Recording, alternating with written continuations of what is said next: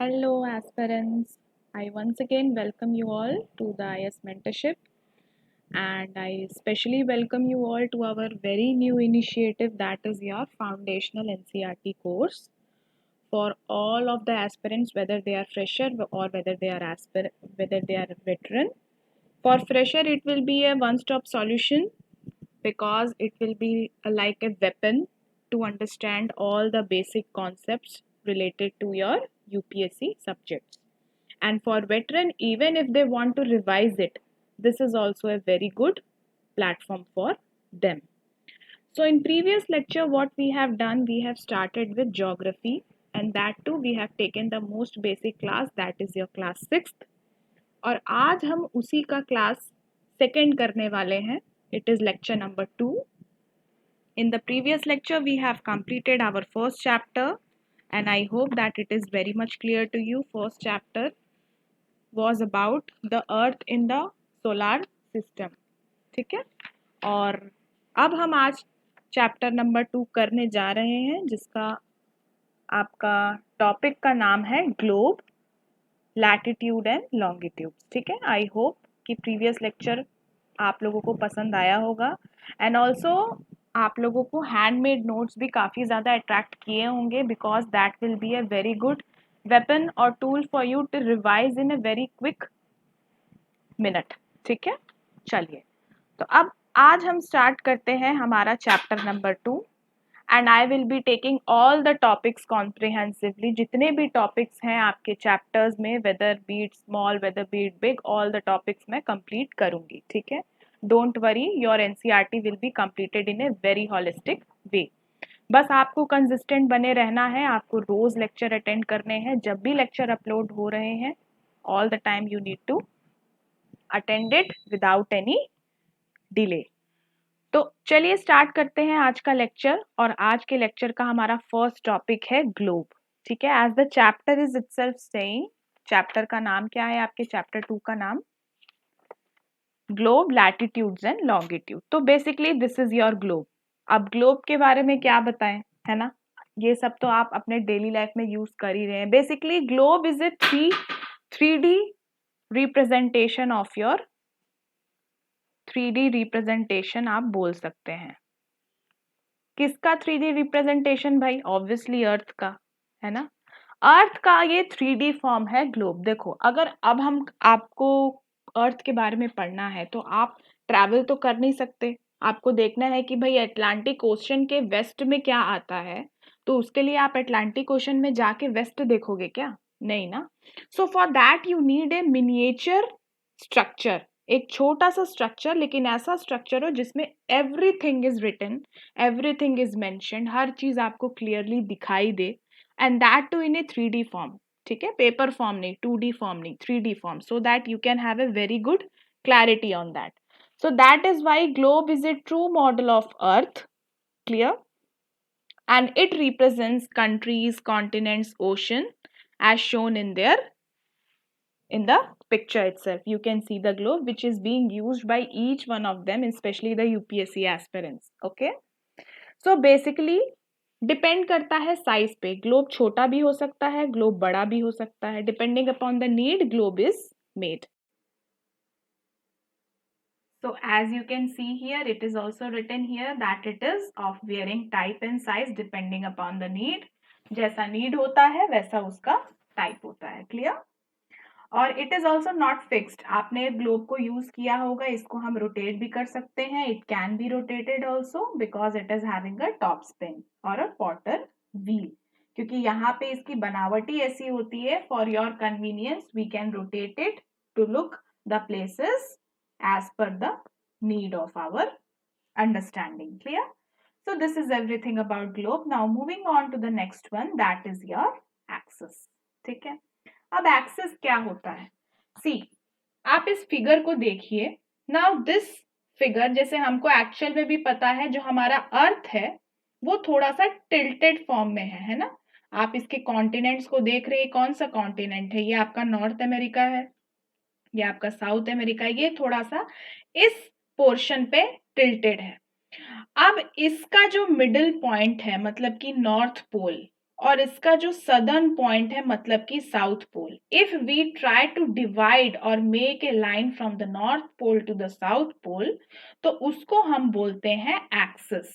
ठीक है, वही हमारा क्या है, एक्सिस है. दिस टिल्टेड पोजिशन, और अगर हम उसी लाइन के थ्रू अगर हम ग्लोब को काटें from the vertical point, from starting from the north pole to the south pole, तो वो हमारा एक्सिस होगा. ठीक है, and these points are called as north pole and south pole. यही बोला मैंने, नॉर्थ से काट रहा है जो, वो है आपका north pole. This is your north pole and the southern one is your south pole. ठीक है, clear. The globe can be moved around the needle from west to east. जैसे मतलब अर्थ का डायरेक्शन कैसा है, ऐसे मूव होती है अर्थ, फ्रॉम वेस्ट टू ईस्ट जाती है, तो यही बोला जा रहा है. So this is basically your axis. Clear हो गया. अनदर इंपॉर्टेंट थिंग कि ये तो हमारी एक्सिस है, लेकिन अगर हम इस सर्कल का, अगर हम इस स्फीयर का परपेंडिकुलर लें, परपेंडिकुलर मतलब 90 डिग्री पे लें अगर, और ये वाला जो एंगल बनता है, मतलब the angle which is made in between the perpendicular of the globe and the axis of the globe, this red line axis of the globe is your 23.5 degree. Clear हो गई चीजें. ये बहुत ही बेसिक कॉन्सेप्ट है, ये आपको पता होना चाहिए. ठीक है, मतलब अ ग्लोब का ये परपेंडिकुलर से आपका एक्सिस के बीच का डिग्री कितना है, 23.5 degree. That is your 23.5 degree. So this is everything about your axis which you need to know. Clear? Now let us go to your next topic, that is your equator. ठीक है, अब अगर हम equator की बात करें तो अगर ये हमारा अर्थ है, ठीक है, अगर ये हमारा अर्थ है तो इक्वेटर वो लाइन होती है, that is that imaginary line जो अर्थ को दो इक्वल पार्ट में डिवाइड करती है. Sorry for my irregular line, अगर मैं इसको दो इक्वल पार्ट में डिवाइड करूं, ये आपका 0 डिग्री हो गया. ठीक है, तो ये जो आपकी लाइन है जो दो पार्ट में हमारे अर्थ को डिवाइड कर रही है, the line which is dividing our earth into two equal halves, that is called as your equator. And northern portion को क्या बोलेंगे हम, नदर्न हेमिस्फीयर बोलेंगे. ठीक है, अब ये नदर्न हेमिस्फीयर और सदर्न हेमिस्फीयर क्या होता है, देखिए कॉन्सेप्ट समझिए. स्फीयर क्या होता है, स्फीयर का मतलब आपका ये, अब स्फीयर को मैं आधा कर दूं तो ये हेमिस्फीयर हो जाएगा, इसलिए यहाँ पे हेमिस्फीयर लिखा गया है. नॉर्थ में है तो नदर्न, साउथ में है तो southern. That is known as your northern and southern hemisphere. Now अगर मैं इसी इक्वेटर के पैरेलल पे लाइन ड्रॉ करूं, ठीक है, कुछ कुछ डिस्टेंस पे पैरेलल पे लाइन ड्रॉ करूं, तो इसी लाइंस को हम क्या बोलते हैं, पैरेलल लैटिट्यूड. ठीक है, basically this line is known as your latitude, horizontal line is known as your latitude. और अगर हम उसी के पैरेलल में हम लाइन बनाते जाएं तो ये हो जाएगा parallel latitude. Clear? I hope everything is clear to you. This is your equator at 0 degree. Now coming to a very important concept, देखिए. Now see this picture, this picture यहाँ पे आपका इक्वेटर है. ठीक है, अब मैं अगर इक्वेटर से if I go to 23 degree north, अगर ये आगे का आप अभी छोड़ दीजिए, अगर मैं इक्वेटर से 23 डिग्री ऊपर जाऊं नॉर्थ में तो हमको मिलेगा ट्रॉपिक ऑफ कैंसर. और वहीं अगर मैं 23 डिग्री साउथ पे जाऊं इक्वेटर के तो हमको मिलेगा कैप्रिकॉर्न का ट्रॉपिक. समझ में आई बातें? देखिए, latitude, tropic, everything is equal. ठीक है, ये दोनों वर्ड आप इसको साइमल्टेनियसली यूज कर सकते हैं, you can use it. Latitude horizontal होते हैं, ट्रॉपिक्स भी हॉरिजॉन्टल होते हैं.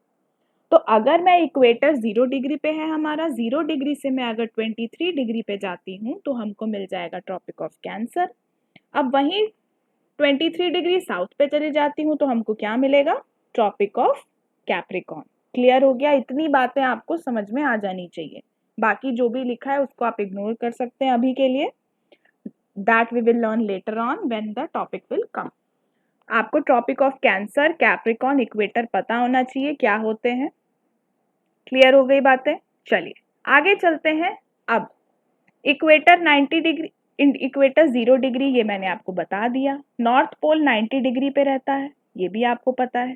साउथ पोल 90 डिग्री पे रहता है, ये भी आपको पता है। अब ट्रॉपिक ऑफ कैंसर मैंने क्या बताया, 23 हाफ नॉर्थ पे है और ये 23 हाफ साउथ पे है ट्रॉपिक ऑफ कैप्रिकॉर्न। अब अगर मैं इक्वेटर से 66 हाफ पे चले जाऊं, अगर मैं इक्वेटर से 66 हाफ पे चले जाऊं वो भी नॉर्थ पे, तो हमको मिलेगा आर्कटिक सर्कल ये वाला। और वहीं अगर मैं इक्वेटर से 66 हाफ साउथ पे चले जाऊं तो हमको मिलेगा Antarctic circle. So basically, what are the 5 important points in the globe or in the earth? First is your equator at 0 degree. If I go 23 degree north, I will be getting Tropic of Cancer. If I go 23 degrees south, I will be getting Tropic of Capricorn. If I go 66 degree, 66 half north, हमको मिलेगा Antarctic circle. और वहीं अगर मैं tropic of Capricorn, वहीं अगर मैं 66 half south पे चले जाऊं इक्वेटर से, तो हमको क्या मिलेगा, अंटार्कटिक सर्कल। क्लियर हो गया? ये these are important parallels of latitude. Parallel पे है ना भाई, इसीलिए उसको ऐसा बोला जा रहा है। I hope concept is clear to you, no doubt, nothing. ठीक है, चलिए। अब टॉरिड जोन क्या होता है? What do you mean by torrid zone? See understand, sun जो है हमारा यहाँ पे है इक्वेटर पे, ठीक है। सन जो है वो भी ऊपर और नीचे जाता है, it goes here and then it reverses back here. इसी से हमारे सीजन्स भी चेंज होते हैं, ठीक है, इसी से हमारे सीजन्स भी चेंज होते हैं। That we will be learning in the later class. अभी बस आप इतना समझिए कि जो सन है हमारा, जो सन है, सूर्य है, that is going up and down in between the tropics. अब मैं बोल रही हूँ इन बिटवीन द ट्रॉपिक्स, मतलब आपको क्लिक कर जाना चाहिए कि मैम का मतलब है कैंसर और कैप्रिकॉर्न के बीच में अर्थ जो है वो ऊपर नीचे जा रहा है। तो बेसिकली अब आप मेरे को बताइए, जब अर्थ जो है इतने एरिया में जब ऊपर नीचे जा रहा है, तो अर्थ का जो रेज है वो सबसे ज्यादा हाई भी इसी एरिया में होगा ना। सबसे ज्यादा जो हीट है वो इसी एरिया में पड़ेगी ग्लोब के, in between the tropic of cancer and in between the tropic of Capricorn, ठीक है। तो इसीलिए the area which is having the most part of the sun's heat or light is known as your torrid zone, ठीक है। this area receives the maximum heat that and it is called as torrid zone. It lies between the tropic of cancer and tropic of capricorn. I know कि आप लोगों के मन में doubt आएगा कि मैम वाई ऐसा क्यों नहीं है कि sun is not travelling beyond Tropic of Cancer. That will come in your later classes, ठीक है, वो मैं लेटर क्लासेस में बताऊंगी। अभी बहुत सारे कॉन्सेप्ट पढ़ने हैं, तो बी पेशेंट, धीरे धीरे समझते चलिए जो भी मैं बता रही हूँ, ठीक है। जल्दबाजी मत करिए, otherwise you will miss the present topic also, और फिर फ्यूचर में भी समझ नहीं आएगा। तो इतना क्लियर हो गया what is topic of what is torrid zone? It is that zone which is receiving the maximum amount of sun's heat and it lies between the tropics. What tropics? Tropic of Cancer and Tropic of Capricorn, ठीक है। चलो next, अब बारी आती है temperate zone की। अब now tropic of cancer से ऊपर और आर्कटिक सर्कल के नीचे, ट्रॉपिक ऑफ कैप्रिकॉर्न से नीचे और अंटार्कटिक सर्कल से ऊपर, ये जो आपका पैच है ना, ग्रीन वाला पैच जो आप देख सकते हैं दोनों हेमिस्फीयर में, सदर्न और नदर्न, वो आपका टेम्परेट जोन कहलाता है। टेम्परेट का डिक्शनरी मीनिंग क्या है? मॉडरेट, है ना, ना ज्यादा ना कम। मतलब कि ये ऐसे एरिया हैं, दीज आर दोज एरिया जहाँ का जो टेम्परेचर है, जहाँ का जो क्लाइमेट है, दैट इज टेम्परेट, ना ज्यादा एक्सट्रीम कुछ, ना एक्सट्रीम कम, ठीक है। That is why it is known as your temperate. Clear हो गया? अंडरस्टूड, ठीक है। कैंसर से ऊपर, कैप्रिकॉर्न के नीचे, आर्कटिक सर्कल से नीचे और आपका अंटार्कटिक के ऊपर, ये पैच जो है आपका क्या है? Temperate, and this patch is your torrid, clear, receiving maximum heat and light of the sun. Okay, now what is frigid zone? अब भाई फ्रिजिड नाम से ही समझ में आ रहा है, एक्सट्रीमली ठंडा, है ना, एक्सट्रीमली ठंडा। अब मैं चलिए इसी डायग्राम में समझो, ये वाला जो पैच है ना, ये वाला जो बचा हुआ पैच है, जो अंटार्कटिक सर्कल और जो आर्कटिक सर्कल का बचा हुआ पैच है, यही दोनों पैचेस को क्या बोला जा रहा है? आपका frigid zone, extremely cold temperature. ठीक है। Areas lying between Antarctic circle, मतलब कि ये Antarctic circle and the north pole, ये आपका जो नॉर्थ पोल था वो, और अंटार्कटिक सर्कल और ये साउथ पोल, ये वाले जो दो पैचेस हैं आपके, that is your frigid zone. Northern frigid zone, southern frigid zone दो होते हैं, आपको समझ में आ जानी चाहिए। अब यहाँ पे देखो सन है, सन की रेज हमेशा यहाँ पे स्लैंटिंग मिलेगी, कभी भी डायरेक्ट नहीं मिलेगी। डायरेक्ट किसको मिलेगी? ये वाले एरिया को मिलेगी। ठीक है। The sun will be giving its light and heat in a slanting mode in this area, in this patch, because of the position of the sun. That is why this area receives very less amount of sunshine, and that is why it is extremely cold. ठीक है, clear हो गई? This is your frigid zone. We have learned 3 zones: torrid, temperate and frigid. Coming to the next, हाँ चलिए, prime meridian. अब हमने समझा कि देखो भाई, हमने समझा, क्या समझा हमने? कि if this is my globe, ठीक है, इसको मैंने हॉरिजॉन्टल काट दिया, लैटिट्यूड्स में काट दिया इसको। ठीक है, horizontally I have cut my globe into very different lines, that is known as your parallel of latitude। ये जो होते हैं latitude होते हैं। नाउ बारी आती है, अब मेरे को बताओ, अगर कोई एक प्लेस है, if I want to locate a place anywhere in my parallel, suppose मेरे को 0 डिग्री पे लोकेट करना है। मैंने आपको बोला कि please come to my home, it is located in the 0 degree latitude. बात को समझते चलिएगा, बहुत ही important concept I am going to tell you and that will clear all your base. I told you that please come to my home and my home is situated in the 0 degree latitude, मतलब कि इस line पे located है। चलो ठीक है, आप बोले okay ma'am, I will be coming. Now आप घर जाते हैं अपने और सोचते हैं कि मैम ने 0 डिग्री पे तो बोल दिया, लेकिन मैम ने ये बताया ही नहीं कि 0 डिग्री पे यहाँ आता है, यहाँ आता है, यहाँ आता है कि यहाँ आता है। कहाँ आता है घर? 0 डिग्री तो इतनी बड़ी लाइन है, समझ रहे हैं बात? 0 डिग्री कितनी बड़ी लाइन है, लेकिन मेरे को एग्जैक्ट कहाँ है वो तो मैम ने बताया नहीं। अब 0 डिग्री पे मैं चलते जाऊंगा क्या कि मैम मैं यहाँ पहुंच गया और कितना दूर है? ऐसे ऐसे तो इट टोटली इम्पॉसिबल थिंग ना। तो अब उसके लिए new concept arises to divide the earth into longitude. ठीक है, अब नया कॉन्सेप्ट आता है कि भाई अगर मैं अपने अर्थ को लंबाई में भी काटूं तो मेरे को एग्जैक्ट पोजीशन समझ में आ जाएगी। कैसे? ऐसे मैंने बोला कि माई home is located at 0 degree latitude but 23 point something degree longitude, मतलब कि इस पे तो है लेकिन यहाँ पे ये 23 पे है, मान लो एग्जाम्पल लिया मैंने, 23 हाफ ले लिया, चलो तो यहाँ पे है, मतलब कि मैंने 2 पॉइंट लेके मेरा एग्जैक्ट लोकेशन बता दिया कि ये है। क्या आपको एक से पता चल रहा था? लैटिट्यूड से बस पता चल रहा था? नहीं, हमको लॉन्गिट्यूड की भी जरूरत पड़ गई to find the exact position of the place.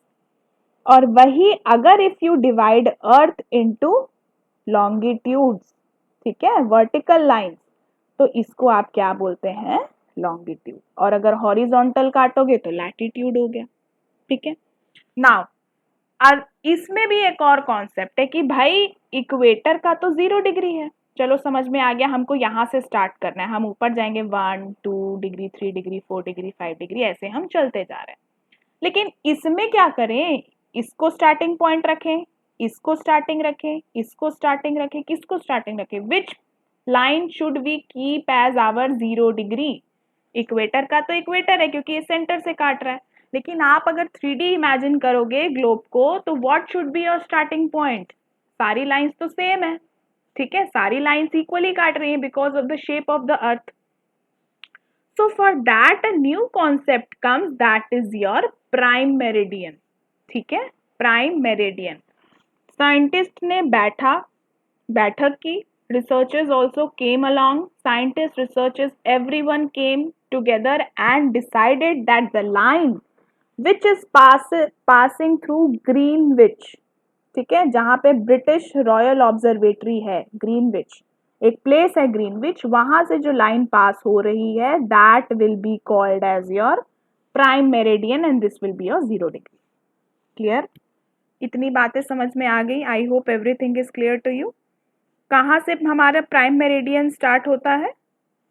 Greenwich से। और ग्रीनविच कहाँ है? लंदन। लंदन कहाँ है? United kingdom of great Britain, ठीक है।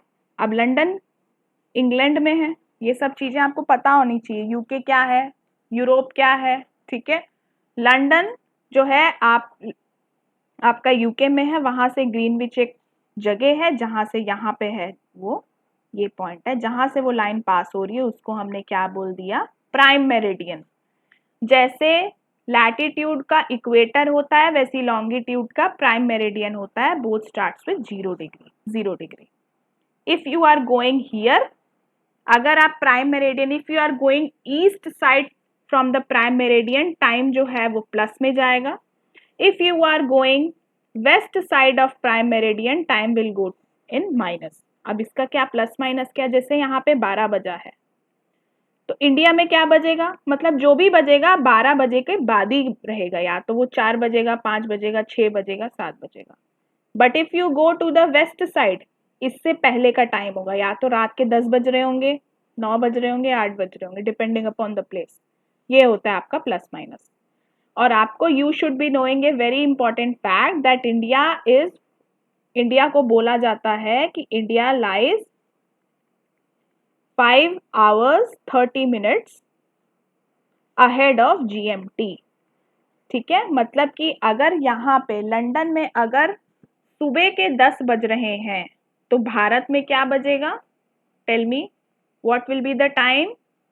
3:30 PM। सुबह के 10 से मैं 5.5 घंटा मिला दूं अगर, तो यही बजेगा ना, ठीक है।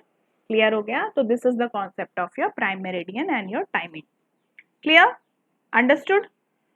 अब India is also having a problem, ठीक है। इंडिया में भी स्टैंडर्ड टाइम को हम क्या रखें भाई, क्योंकि ये भी तो कौन कितने पार्ट में बांटें, ठीक है, क्योंकि इसमें भी ऐसे जो भी जितने भी पैरेलल्स कटे हुए होंगे, what should be keep.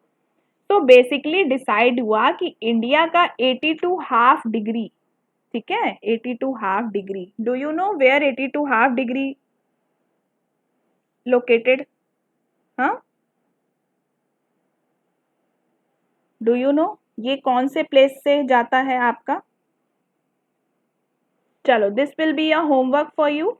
You need to find the place where 82.5 is located, और वो जहां से लाइन पास हो रही है that is your standard meridian of India, और उसी को हम क्या बोलते हैं? Indian standard time, IST। Clear? IST। ये जो आपका, और ये भी बताना है कि हाउ मेनी प्लेसेस प्लेसेस में आप स्टेट्स बस लिखेंगे। ये जो आपकी जो लाइन कट रही है इंडियन स्टैंडर्ड मेरिडियन की, वो कितने स्टेट्स को काटती है इंडिया के, आपको पता होना चाहिए, एंड कौन कौन से स्टेट्स हैं वो भी आपको पता होना चाहिए। That is your homework. Comment in the chat box and the best answer will be highlighted in our comment section, ठीक है। क्लियर हो गई इतनी बातें? I hope everything is clear to you, ठीक है। टिल दिस पॉइंट स्टैंडर्ड में हमने काफ़ी सारे कॉन्सेप्ट्स को कवर कर लिया है। आई होप आप लोगों को अब कोई दिक्कत नहीं होगी। क्लियर? चलो, now I also wanted to tell you one more concept. See, basically earth rotate करती है, इट अर्थ के रोटेशन को, let me take bright colour. Earth rotation takes how many hours? 24 hours। 24 घंटे लगते हैं ना अर्थ को फुल रोटेट करने में। अब ये कॉन्सेप्ट तो आपको पता होना चाहिए कि सुबह हर दिन हमारा कैसे बदलता है, how day is changing. Yesterday कोई डेट थी, आज दूसरी डेट हो गई, कैसे? Because of the earth rotation that is happening in 24 hours, ठीक है। अर्थ रोटेशन मतलब मैं बोल सकती हूँ क्या 360 डिग्री होती है, 360 डिग्री, क्योंकि अर्थ जो है वो आपका ऐसे शेप में है, सर्कुलर, जियोइड, ठीक है, स्फीयर। तो 360 degree is equals to 24 hours. क्या आपको इतनी बातें समझ में आ गई? ठीक है, 360 डिग्री माने कि 24 आवर। तो 1 आवर में कितना डिग्री घूमेगा हमारा अर्थ? 360 by 24, that is your how many degree? Come on, tell me, quickly solve. That is your 15 degree. मतलब कि 1 घंटा में 15 डिग्री घूमता है, ठीक है, 1 घंटा में 15 डिग्री इट इज रोटेटिंग। ये भी एक बहुत इंपॉर्टेंट कॉन्सेप्ट है। ओके, चलिए, मतलब कि अगर मैं लिख सकती हूँ 15 degrees is being rotated in 60 minutes, right. 1 hour में 15 डिग्री, चलो यहाँ लिख रही हूँ, तो 60 मिनट्स में भी तो उतना ही होगा ना, क्योंकि 1 आवर का मैं इक्विवेलेंट मिनट में लिख दी हूँ। तो मतलब 1 मिनट में कितना घूम रही है? 1 मिनट में घूम रही है हमारा 60 by 15, that is your 4 degree. This you should be knowing. अब इसका एप्लीकेशन हम आगे क्लासेस में पढ़ेंगे। बेसिकली आप इतना याद रखिएगा क्या मैंने आपको बताया। Earth rotates in 24 hours, then I can write 360 degrees happening in 24 hours. तो 1 आवर में कितना? 15 डिग्री। 1 आवर मतलब 60 मिनट्स होता है, तो 60 मिनट्स हो गया आपका 15 डिग्री। तो 1 मिनट में आपका 4 डिग्री घूमेगी, ठीक है, क्लियर हो गया? चलो, so this was all about your chapter 2 geography, globe, latitude and longitudes. We have covered many important things such as your हमने हमने पढ़ा ग्लोब क्या होता है, I am revising it here. Then we came to know about equator, right? Then we came to know about tropics, Tropic of Cancer, Tropic of Capricorn, Arctic Circle, Antarctic Circle, North Pole, South Pole, axis भी पढ़ा था हमने, ठीक है। Then हमने क्या पढ़ा? Jones पढ़े। जोन्स में हमने 3 टाइप पढ़ा, torrid, temperate and your frigid, clear, ये जोन्स पढ़े। उसके बाद हमने what we learned about prime meridian, the longitude, Greenwich, GMT, Greenwich mean time is GMT, India का क्या है? 5 hours 30 minutes ahead of GMT, इसलिए आगे प्लस लगाते हैं, ठीक है। Then we learned about your this concept, the degree and minute. How many degree is being rotated by earth in 1 minute? That is your 4th degree. So I hope everything is clear to you. आपका इसका भी handmade notes बहुत ही अच्छा मिल जाएगा for your quick revision. Use it, utilize it, share it with your friends. और आप जितना ज़्यादा इस कोर्स को आगे बढ़ाएंगे, हम उतना ज़्यादा आपके लिए सरप्राइजेस लेके आते रहेंगे। Do give the feedback in the comment section and also don't forget to write down the answer of your homework which I have given you. Clear? Okay, then we'll meet in the chapter 3 of your geography. Thank you.